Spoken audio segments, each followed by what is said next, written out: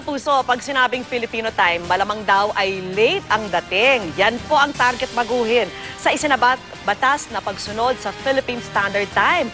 At simula sa Hunyo, mga kapuso, dapat lahat tayo ay one time. Mula sa tanggapan ng Pag-asa sa Quezon City, nakatutok live si Julius Segovia. Julius!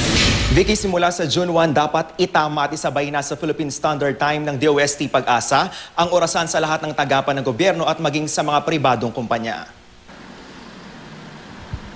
Alinsunod sa Republic Act 10535 na nilagdaan ni Pangulong Ninoy Aquino noong May 15, hindi na pwedeng magkakaibang oras sa mga relo o orasan sa lahat ng sangay ng pamahalaan. Ang mga orasan kasi sa national at local government offices, kailangan ng isynchronize sa Philippine Standard Time o PST na galing sa Pag-asa. Kung tutuusin, matagal na panahon na raw may PST, pero hindi naman sinusunod ng marami.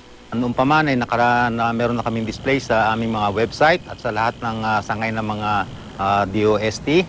Subalit ang tao ay hindi basta-basta sumusunod sapagkat ang sinasabing Filipino time may negative connotation hanggang ngayon na hindi natin nasusunod. Itong batas na ito ay magsisilbing ngipin para sumunod ang mamayang Pilipino. Pero paano nga ba malalaman ng Philippine Standard Time? Kalkulado yan ng isang high-tech rubidium clock na nasa Pag-asa. Mula sa rubidium clock, ipinapaalam ng Network Time Protocol server ang oras sa publiko sa pamamagitan ng internet o sa website ng Pag-asa. Sa ngayon, ibinabase pa raw ng Pag-asa ang oras sa Australia. Sana lang daw madagdagan ang gamit nila. Meron kami standing proposal na gusto namin magkaroon ng at least 3 para ang bansang Pilipinas ay may masasabing talagang sariling pinanggagalingan ng timing source. Sa ilalim ng batas, nakasaading maglalaan ng pondo para sa mga aparato na makapagpapaalam sa publiko ng Philippine Standard Time.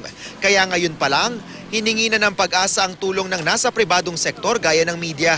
Kung halimbawa ang lahat ng TV screen ay nakasynchronize diyan, kung halimbawa ang isang mamayan sa pangkaraniwang tao ay gusto niyang malaman ang tamang oras, ay magbukas lang ng TV at makikita na niya. Ang tanyag na orasan ng Manila City Hall, kahit wala pang batas, noon pa raw sumusunod sa Philippine Standard Time.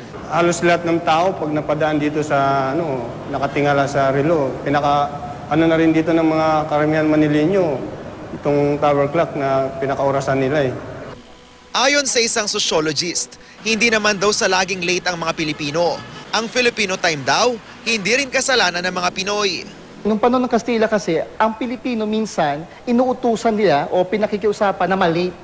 Talagang sinasabihan sila malate sila. Bakit? Sapagkat naman, gusto kasi ng mga matataas sa lipunan na mauna muna yung mga guest, yung mga high guest ang mauna. Gayunman, dapat na raw itong baguhin. Ang ilan nga, may style pa para di mahuli sa trabaho.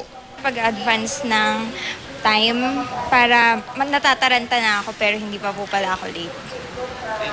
Vicky, sa ilalim ng batas, ang TV at radio stations na hindi makakasunod sa Philippine Standard Time maaari raw pagmultahin mula 30,000 hanggang 50,000 pesos. Sa ikalawang paglabag naman, pwedeng alisin o kanselahin ang prangkisa nila. Yan muna ang latest mula pa rin dito sa tanggapan ng Pag-asa sa Quezon City. Balik sa iyo, Vicky. Maraming salamat sa iyo, Julius Segovia. At